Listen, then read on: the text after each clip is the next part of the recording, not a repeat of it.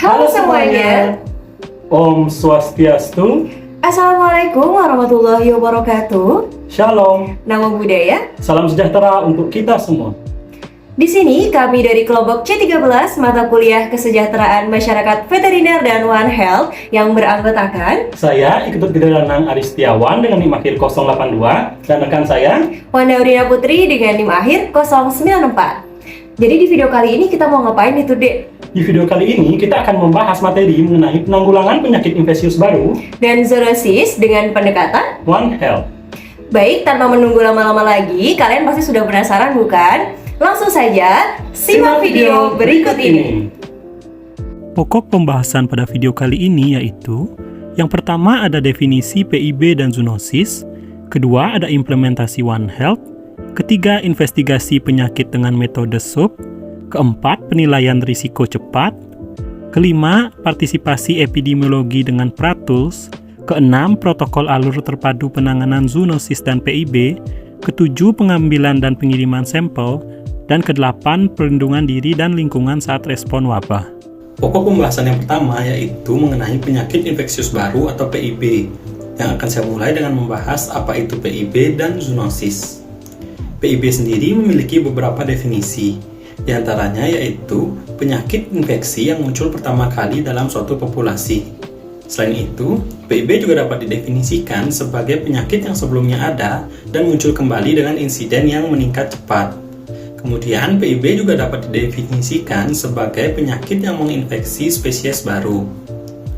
Sementara itu, zoonosis merupakan penyakit yang menular dari hewan ke manusia ataupun sebaliknya. Adapun beberapa komponen istilah yang sering digunakan dalam pembahasan PIB yaitu yang pertama ada driver. Driver merupakan faktor yang mendorong munculnya penyakit. Kedua ada spillover, yaitu perpindahan agen penyakit dari host alami ke host domestik atau manusia.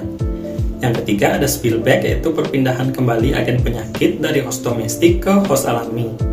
Yang keempat ada amplification, yaitu proses peningkatan jumlah agen penyakit dan tingkat resikonya. Yang kelima ada interface, yaitu suatu area atau habitat yang menjadi tempat bertemunya antara host alami dengan host domestik. Hal tersebut memungkinkan terjadinya spillover. Yang keenam merupakan hotspot, yaitu suatu wilayah yang berisiko tinggi terjadinya suatu penyakit, baik itu pada hewan maupun pada manusia. Selanjutnya, di sini saya akan menjelaskan mengenai pandemi. Pandemi sendiri merupakan sebuah epidemi yang telah menyebar ke berbagai benua dan negara. Pandemi ini umumnya menyerang banyak orang. Adapun tahapan atau fase pandemi yaitu yang pertama ada fase interpandemi yang merupakan periode di antara satu pandemi dengan pandemi sebelumnya. Yang kedua ada fase siaga, yaitu fase di saat penyakit baru atau subtipe baru tersebut teridentifikasi pada manusia. Yang ketiga ada fase pandemi. Pada fase ini terjadi penyebaran penyakit baru atau subtipe baru secara global berdasarkan surveillance global. Yang keempat ada fase transisi, yaitu fase di mana risiko secara global berkurang. Maka terjadi penurunan respon secara global dilakukan melalui tahap rehabilitasi yang berbeda-beda di setiap negara, sesuai dengan kondisi negara tersebut masing-masing. Baik, selanjutnya adalah implementasi One Health dalam penanggulangan PIB dan zoonosis. Namun sebelum itu, saya mau mengingatkan kembali nih, apa sih One Health itu? Jadi, One Health merupakan suatu aktivitas global yang penting berdasarkan konsep bahwa kesehatan manusia, hewan, dan lingkungan atau ekosistem bersifat saling bergantung satu sama lain atau interdependen. One Health ini merangkum atau mencakup semua faktor yang terlibat dalam penyebaran penyakit, kesehatan ekosistem, kemunculan patogen baru dan agen zoonotik, serta kontaminan dan toksin lingkungan. Nah, lalu mengapa sih kita harus menggunakan pendekatan One Health dalam melakukan penanggulangan PIB dan zoonosis? Jadi, beberapa faktor seperti terjadinya peningkatan populasi, munculnya penyakit, mobilitas manusia yang semakin cepat, intensifikasi sistem produksi pangan, serta kontaminasi lingkungan yang semakin meningkat, membuat implementasi prinsip One Health ini menjadi sangat penting untuk diterapkan. Mengingat tujuan utama dari One Health itu sendiri adalah meningkatkan kesehatan manusia, hewan, dan lingkungan. Nah, prinsip One Health ini memuat konsep, strategi, dan juga pergeseran yang sangat relevan dalam melakukan penanggulangan PIB dan zoonosis ini. Pendekatan One Health ini juga akan mengarahkan kita untuk melakukan penanggulangan dalam skala lokal, nasional, dan global, serta memuat kerjasama sebagai suatu tim. Nah, salah satu tindakan nyata dalam pengimplementasian One Health ini adalah dilakukannya kerjasama dengan perwakilan dari Komite Pengarah One Health Nasional melakukan investigasi lapangan terhadap kejadian penyakit dan juga dilakukannya sosialisasi publik seputar risiko penyakit melalui pertemuan masyarakat secara langsung atau bahkan melalui platform media sosial. Pokok pembahasan selanjutnya yaitu mengenai investigasi penyakit dengan metode SOAP. SOAP sendiri merupakan singkatan dari subjektif, objektif, assessment, dan plan. Di sini saya akan menjelaskan satu persatu mengenai metode tersebut. Yang pertama yaitu S atau observasi subjektif. Observasi subjektif merupakan suatu penilaian kualitatif mengenai peternakan. Termasuk di dalamnya adalah isu manajemen tingkah laku berdasarkan observasi dan pencarian fakta sejarah dengan manajemen, pemilik, dan pekerja peternakan tersebut. Biasanya, observasi subjektif ini merupakan hal yang sifatnya umum dan berdasarkan pada apa yang telah diobservasi. Yang kedua yaitu O atau observasi objektif. Observasi objektif bertujuan untuk merangkum data kuantitatif. Termasuk diantaranya adalah data produksi vlog dan kinerja, pemeriksaan klinis unggas individual, dan juga hasil laboratorium. Yang ketiga yaitu A atau assessment. Komponen ini merangkum permasalahan yang telah diidentifikasi pada S dan O tadi dalam bentuk poin-poin yang menjadi prioritas. Selanjutnya akan dibuat sebuah daftar diagnosis banding prioritas untuk kemungkinan penyebab permasalahan yang dilihat tadi. Yang keempat ada P atau perencanaan. Perencanaan secara khusus menyasar tiap permasalahan yang ditemukan pada fase penilaian atau asesmen tadi, termasuk langkah-langkah yang akan diambil untuk mendapatkan diagnosis yang tepat. Pendekatan SOAP ini harus dilakukan atau digunakan dalam setiap identifikasi suatu penyakit. Selanjutnya, kita akan membahas mengenai penilaian risiko cepat atau Rapid Risk Assessment atau RRA. Ketika ancaman atau keadaan darurat segera muncul dari peristiwa kesehatan hewan, penting untuk melakukan penilaian risiko cepat atau Rapid Risk Assessment atau RRA ini. Penilaian risiko cepat ini bertujuan untuk menginformasikan pembuat keputusan kesehatan hewan tentang langkah-langkah pengendalian yang paling efisien yang dapat diambil untuk mengendalikan penyakit yang bersangkutan. Penilaian risiko cepat atau Rapid Risk Assessment atau RRA ini dilakukan pada tahap awal suatu kejadian atau peristiwa yang berpotensi menimbulkan masalah kesehatan hewan. Sementara penilaian risiko yang lebih komprehensif yang seringkali mencakup pelaksanaan tinjauan sistematis penuh dibuat pada tahap selanjutnya dari suatu kejadian atau peristiwa. Biasanya ketika lebih banyak waktu dan informasi yang tersedia. Adapun langkah-langkah dalam penyusunan Rapid Risk Assessment ini, yakni yang pertama adalah sajikan serangkaian pilihan ya atau tidak yang dapat ditampilkan dalam bentuk flowcharts untuk penilaian dampak dan kemungkinan. Nah, berikut ini adalah contoh dari flowcharts penilaian dampak dan flowcharts kemungkinan transmisi. Perlu diingat bahwa jawaban ya akan menunjukkan risiko yang tinggi dan jawaban tidak berarti tingkat risikonya rendah. Selanjutnya, hasil dari flowcharts tersebut akan dimasukkan dalam sebuah matriks untuk memperkirakan semua risiko.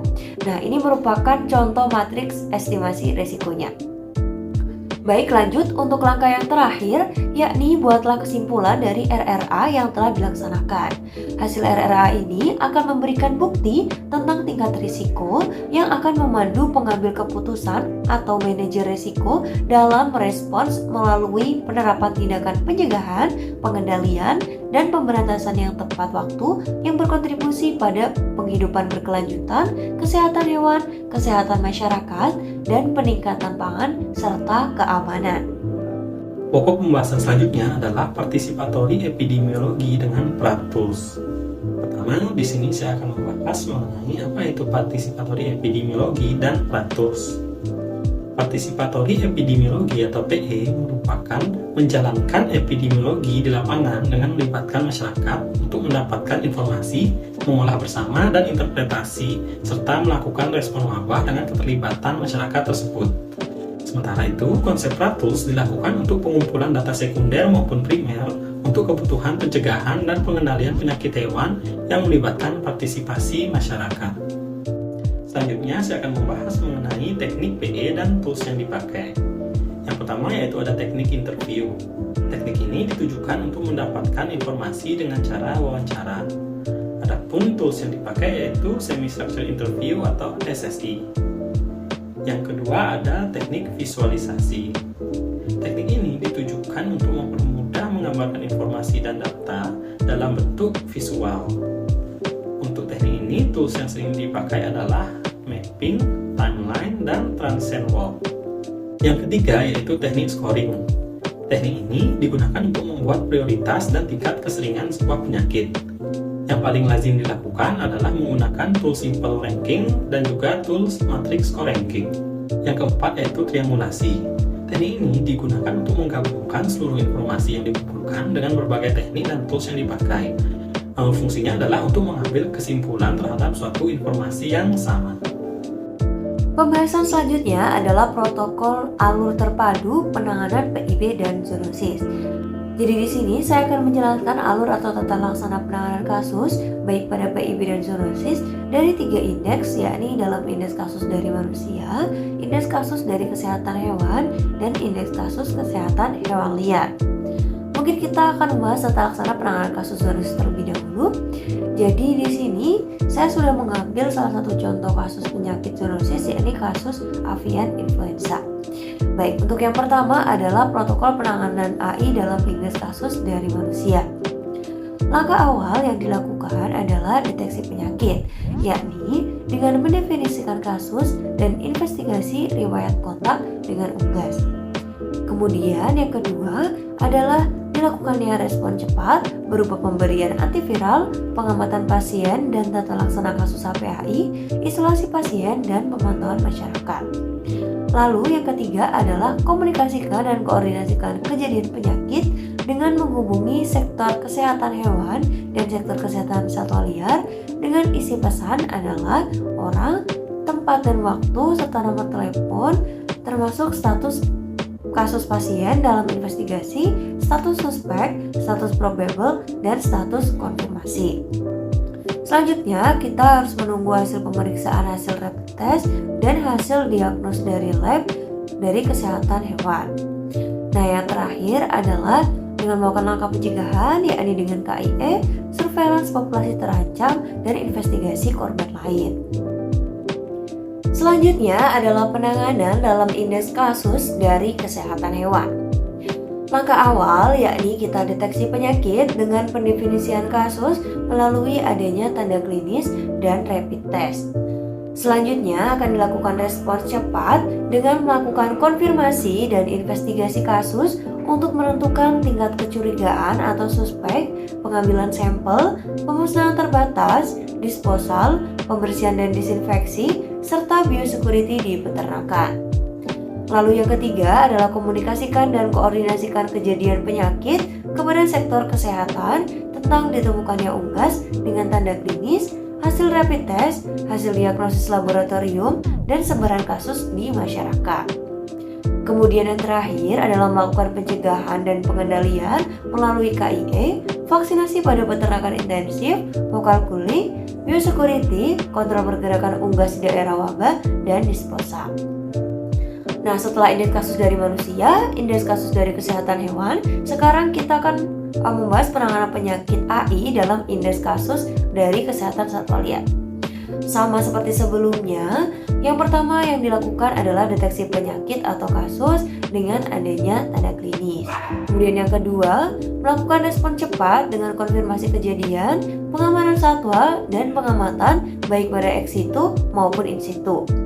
Nah, selanjutnya bersama sektor kesehatan hewan dilakukan investigasi penyakit dan respon bersama, tindakan penutupan area, biosecurity, disposal, serta pembersihan dan disinfeksi.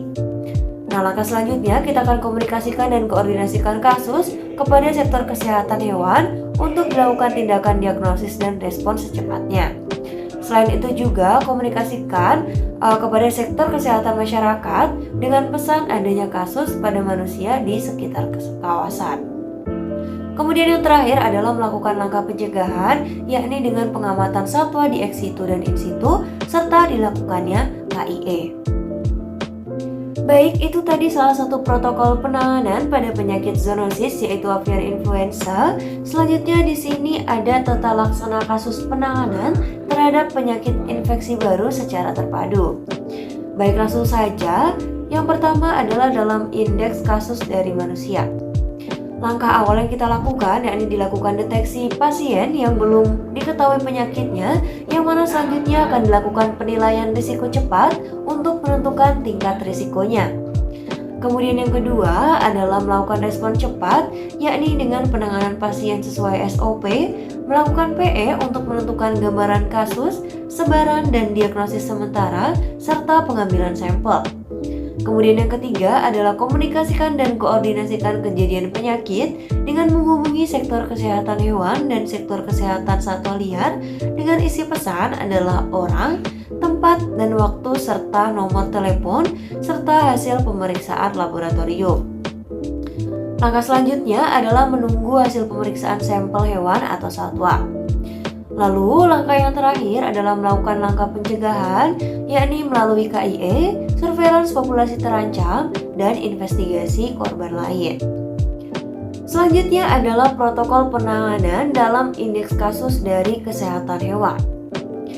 Langkah yang pertama tentu saja kita akan melakukan deteksi dan definisi kasus yang belum pernah diketahui, kemudian dilakukan analisis risiko cepat.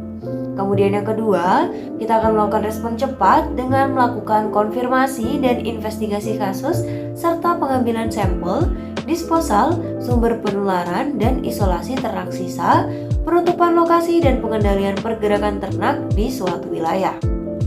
Kemudian yang ketiga, lakukan komunikasi dan koordinasi kepada sektor kesehatan tentang ditemukannya kasus yang belum pernah ditemui di tengah masyarakat. Lalu yang terakhir adalah melakukan langkah pencegahan dan pengendalian kasus, yakni dengan monitoring kasus secara intensif serta melakukan KIE. Baik, kita lanjut ke indeks kasus dari kesehatan satwa liar. Untuk yang pertama, kita akan melakukan deteksi kasus penyakit yang belum pernah ditemui, yang mana selanjutnya akan dilakukan analisis risiko cepat.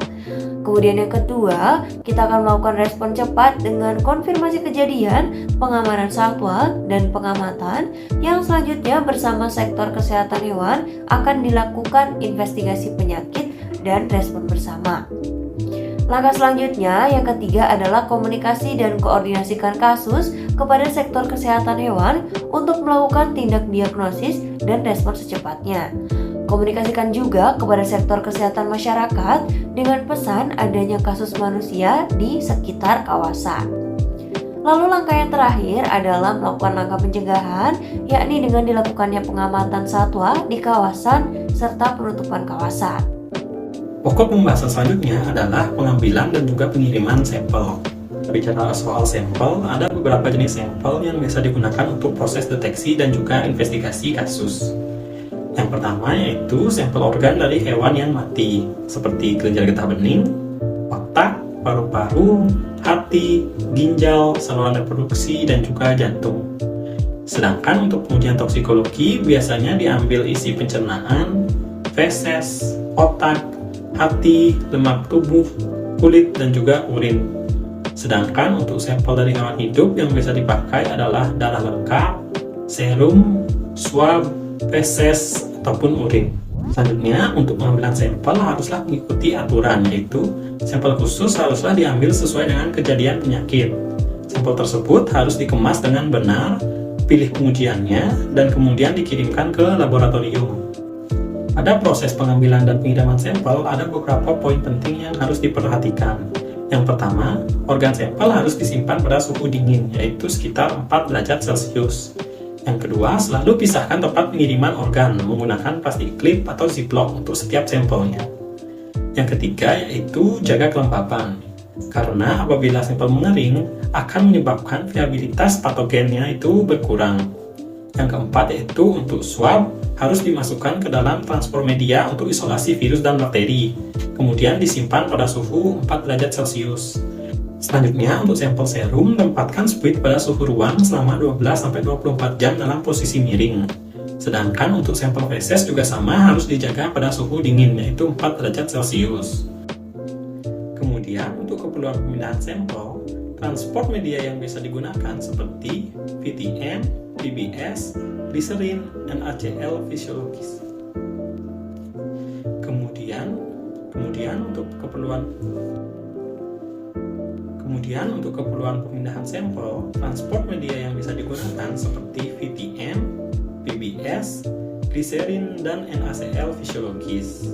Untuk cara pengemasan dan transportasi spesimen diagnostik yang aman, haruslah memperhatikan peraturan transportasi internasional dan domestik untuk bahan-bahan biologis yang dianggap berbahaya.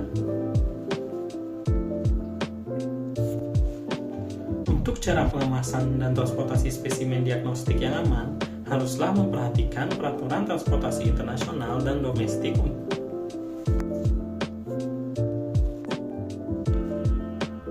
Untuk cara pengemasan dan transportasi spesimen diagnostik yang aman, haruslah memperhatikan peraturan transportasi internasional dan domestik untuk bahan-bahan biologis yang dianggap berbahaya tersebut. Peraturan itu dirancang untuk mencegah bahan-bahan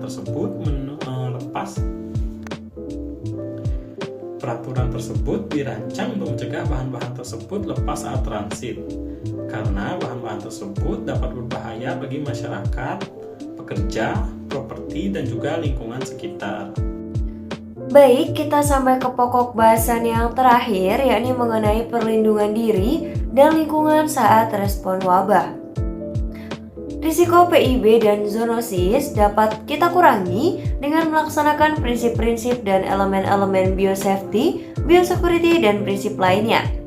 Berikut akan saya paparkan satu persatu. Untuk yang pertama ada biosafety. Biosafety merupakan usaha yang dilakukan untuk melindungi manusia dan lingkungan dari unsur-unsur yang berasal dari agen biologik berbahaya. Adapun implementasi dari biosafety ini diantaranya adalah penggunaan APD, penerapan penanganan sampel yang aman, pemusnahan yang berfokus pada perlindungan manusianya, serta semua usaha yang dilakukan di dalam laboratorium untuk menghentikan infeksi pada manusia atau lolosnya patogen. Kemudian yang kedua adalah biosecurity. Dalam konteks EID dan wabah, istilah biosecurity ini mengacu pada prinsip penahanan untuk melindungi area tertentu, misalnya peternakan, fasilitas, desa, dan lain-lain, dari kontaminasi agen biologis atau juga dari kontaminasi bahan-bahan berbahaya lainnya. Adapun langkah nyata biosecurity yang dapat dilakukan, diantaranya yang pertama adalah pengurangan penyebaran, yakni masuk atau keluarnya patogen di peternakan dan pasar. Yang kedua, mengganti atau mencuci boot setelah masuk ke area peternakan.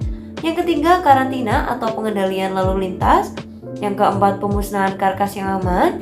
Yang kelima, pembersihan atau disinfeksi. Dan yang keenam adalah dicetuskannya hari libur pasar.